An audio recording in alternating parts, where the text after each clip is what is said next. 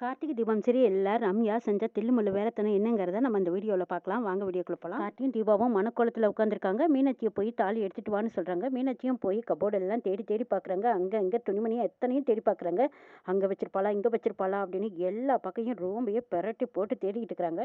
தீபா வேற எங்கேயாவது வச்சுட்டு தப்பா சொல்லிட்டாளா அப்படின்னு கையை உதறிக்கிட்டு நின்றுட்டு இருக்கிறாங்க மீனாட்சி. அந்த இடத்துக்கு மைதிலி வராங்க. என்ன மீனாட்சி, தாலி எடுத்துட்டு வர சொன்னா நீங்க என்ன பண்ணிட்டு இருக்கிறீங்க, ஏன் இப்படி நிக்கிறீங்க அப்படின்னு கேட்குறாங்க மைதிலி. தாலி எல்லா பக்கம் தேடிட்டு எங்கேயுமே காணாங்கிறாங்க மீனாட்சி. தீபா கபோர்டில் தானே தாலியை வச்சேன்னு சொன்னாங்கிறாங்க. ஆமா, கபோர்டு எல்லாமே தேடிட்டேன், எங்கேயுமே காணா. சரிவா, ரெண்டு பேரும் தேடி பார்க்கலான்னு மைதிலியும் மீனாட்சியும் தேடி தேடி பார்க்குறாங்க. ஐயர் அவசரப்படுறாங்க. முகூர்த்த நேரம் முடி இருக்கு, இன்னும் 5 நிமிஷம் தான் இருக்கு, அதுக்குள்ள தாலியை கட்டுறது தான் நல்லதுங்கிறாங்க. இன்னும் 5 நிமிஷம் தான் இருக்காங்கிறாங்க அபிராமி. மைதிலி மீனாட்சியும் தாலி எடுத்துட்டு வரேன்ட்டு போனவங்க இன்னும் என்ன பண்றாங்க, இன்னும் காணுமேன்னு எதிர்பார்க்குறாங்க அபிராமி. மீனாட்சி மைதிலியும் தேட வரைக்கும் தேடி பார்த்துட்டு சரி வா போய் அத்தைக்கிட்ட சொல்லிடலாம் அப்படின்னு மீனாட்சியும் மைதிலியும் கீழே அவசரமா ஓடி வராங்க. வந்து அபிராமி கிட்ட சொல்றாங்க, அத்தை தீபா தாலியை கபோர்டில் வச்சிருக்கிறதா சொன்னா, நான் அங்கே போய் பார்த்தேன், எல்லா இடத்தையும் தேடி பார்த்தேன், எங்கேயுமே காணுங்கிறாங்க மீனாட்சி. என்னது அதிசயமா இருக்கே தீபா, நீ தாலியை கபோர்டில் தானே வச்ச, நல்லா ஞாபகம் இருக்கான்னு கேட்குறாங்க. தீபாவும் ஆமா அத்தை கபோர்டில் தான் வச்சேங்கிறாங்க. டென்ஷன் ஆகாதீங்க, தாலி அங்கே தான் இருக்கும், வேற எங்கேயும் போயிருக்காதுன்னு சொல்றாங்க கார்த்தி.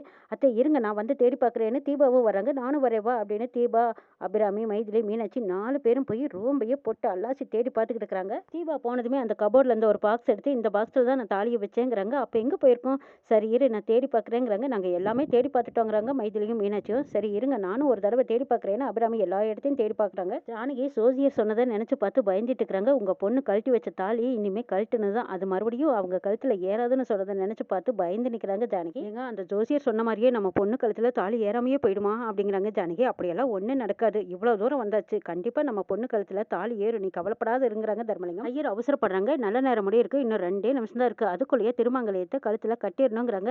ஐயர் அவசரப்படாதீங்க, இப்போ வந்துருவாங்கன்னு சொல்றாங்க தர்மலிங்கம். நான் அவசரப்படாம இருக்கலாம், ஆனா நல்ல நேரம் காத்திருக்குமான்னு கேட்குறாங்க அபிராமி. தீபா, மீனாட்சி, மைதிலி 4 பேரும் தீபாவை மறுபடியும் கேட்குறாங்க. நல்லா ஞாபகப்படுத்தி சொல்லு, தாலியை எங்கே தான் வச்சேன்னு சொல்லுங்கிறாங்க. அத்தை எனக்கு நல்ல ஞாபகம் இருக்கு, அந்த கபோர்டு தான் வச்சேங்கிறாங்க. இப்போ தாலியை காணுமே அப்படிங்கும்போது ஐயர் அவசரப்படுத்துறாங்க. இன்னும் ஒரே நிமிஷம் தான் இருக்குமா அப்படின்னு சத்தம் போடுறாங்க.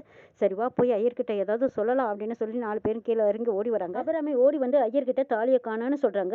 ஐயரும் பார்த்துட்டு நல்ல நேரம் முடிஞ்சிருச்சு, இனிமே இந்த முகூர்த்தத்துல பொண்ணுக்கும் பையனுக்கும் தாலியை கட்டினாலும் அவங்க 2 பேர்த்தோட வாழ்க்கை நல்லா இருக்காதுமா, அடுத்த நல்ல முகூர்த்தத்துல இந்த விசேஷத்தை வச்சுக்கலாம்னு சொல்லிட்டு ஐயர் அங்கிருந்து கிளம்பி போயிடுறாங்க. என்னங்க அந்த ஜோசியர் சொன்ன மாதிரியே நம்ம பொண்ணு கழுத்துல தாலி ஏறாம போச்சேங்கிறாங்க ஜானகி. ஆமா, அந்த ஜோசியர் சொன்னதையும் மீறி கடவுளோட அருளால நிச்சயமா நம்ம பொண்ணு கழுத்துல தாலி ஏறும்னு நம்பிக்கையோடு இருந்தேன், ஆனா இப்படி நடக்கும்னு நான் கொஞ்சம் கூட எதிர்பார்க்கலன்னு தர்மலிங்கமும் ஜானகியும் பேசிட்டு இருக்காங்க. தீபா, இன்னைக்கு உன் கழுத்துல தாலி ஏறும்னு ரொம்ப சந்தோஷமா இருந்தேன், ஆனா தாலியே காணாம போகும்னு நான் நினைச்சு கூட பார்க்கலைங்கிறாங்க அபிராமி. தீபா, தாலி விஷயத்துல கவனமா இருக்க வேண்டாமா, அது இன்னைக்கு உன் கழுத்துல ஏறும்னு நான் எவ்வளவு சந்தோஷமா இருந்தேன், ஆனா இப்படி ஆயிப்போச்சு, எனக்கு வருத்தமா இருக்குதுன்னு அழுகுறாங்க ஜானகி. அது எப்படி வீட்டுல வச்சிருந்த தாலி காணாம போகும், வீடு ஃபுல்லா தேடி பார்த்துட்டோமேங்கிறாங்க அபிராமி. மைதிலி ரம்யாவை பாக்குறாங்க. அம்மா தாலி எங்க இருக்குன்னு எனக்கு தெரியுங்கிறாங்க. தீபாவோட ரூமுக்கு ரம்யா மட்டும்தானே போனா, கண்டிப்பா அவளை தவிர தாலி எங்கேயும் போயிருக்காதுன்னு ஒரு குத்து மதிப்பா கணக்கு போட்டவங்க கண்டிப்பா உறுதியா சொல்றாங்க மைதிலி. தாலியை எடுத்து வச்சுக்கிட்டு நம்ம கூடவே நிக்கிறா, இந்த நிக்கிறாளே ரம்யா, இவதான் எடுத்து வச்சுக்கிட்டான்னு சொல்றாங்க மைதிலி. தப்பா பேசாத, ரம்யா எதுக்கு தாலி எடுத்து வைக்கணும்னு கேக்குறாங்க. அண்ணி, அவ என்னோட க்ளோஸ் ஃப்ரெண்டு, அவ எதுக்காக தாலி எடுத்து வைக்க போறா, அம்மா அப்படிப்பட்டவ இல்லைங்கிறாங்க. அண்ணி, அபாண்டமா ரம்யா மேல பழிய போடாதீங்கன்னு சொல்லிட்டு இருக்கிறாங்க. டிவா, நான் வேணா நிரூபிச்சு காட்டுட்டுமா அப்படின்னு மைதிலி ரம்யா கையில இருந்த பரிசை பிடுங்கி வெடுக்குன்னு பிடுங்கி அந்த ஜிப்பை திறந்து அதுல இருந்து தாலி எடுத்து காட்டுறாங்க. இப்ப நம்புறீங்களா அப்படின்னு கேக்குறாங்க மைதிலி. இந்த ரம்யாவை நீங்க உங்க மக மாதிரின்னு சொல்லுவீங்கல்ல, மக செய்யற காரியத்தை பாத்தீங்களான்னு கேக்குறாங்க மைதிலி. தீபாவுக்கு கோவம் வந்து போய் ரம்யா கிட்ட கேக்குறாங்க, அம்மா நீயா இப்படி செஞ்ச, உன் மேல எவ்வளவு நம்பிக்கை வச்சிருந்த, ஒரே நொடியில மண்ணோட மண்ணாக்கிட்டியே, சொல்லாம ஏன் இப்படி செஞ்சேன்னு கேக்குறாங்க. ரம்யா மென்னு முழுங்கி எதை சொல்றதுன்னு தெரியாம முழிச்சுக்கிட்டு நிக்கிறாங்க. சொல்ல போறியா இல்லையா அப்படின்னு அதட்டுறாங்க தீபா. எல்லாமே உன்னோட நல்லதுக்கு தான் செஞ்சேன்னு சொல்றாங்க ரம்யா. எது என் கழுத்துல தாலி ஏற விடாம பண்ணது நல்லதா, ஏன் இப்படி செஞ்சேன்னு கேக்குறாங்க தீபா. அம்மா புரியும்படி சொல்லு, என் கல்யாணம் நடக்கணுங்கிற, ஆனா இப்ப தாலி ஏற விடாம பண்ணிருக்க, நீ புரியும்படி சொல்ல போறியா இல்லையான்னு கேக்குறாங்க தீபா. சொல்றேங்கிறாங்க. மீனாட்சி கிட்ட உன்னோட ஆசைகள் எல்லாம் சொல்லிட்டு இருந்தீங்கல்ல, உனக்கும் மீனாட்சி காட்டு கல்யாணம் பண்ணனா நல்லா இருக்கும்னு நீ ஆசைப்பட்டீங்கல்ல, அதை நான் கேட்டுட்டேன், அதே மாதிரி உனக்கும் கல்யாணம் பண்ணணும்னு ஆசைப்பட்டு தான் இந்த சிம்பிளான கல்யாணத்தை நான் நிறுத்தினேங்கிறாங்க ரம்யா. ஆண்டி, மீனாட்சியும் ஐஸ்வர்யாவும் நீங்க முறைப்படி பொண்ணு பார்த்து கல்யாண மண்டபத்துல முறையா கல்யாணம் பண்ணி நீங்க அவங்க 2 பேர்த்தையும் மருமகளை ஏத்துக்கிட்டீங்கல்ல, தீபாவையும் அதே மாதிரி நீங்க முறைப்படி ஏத்துக்க வேண்டியதான்னு கேக்குறாங்க ரம்யா.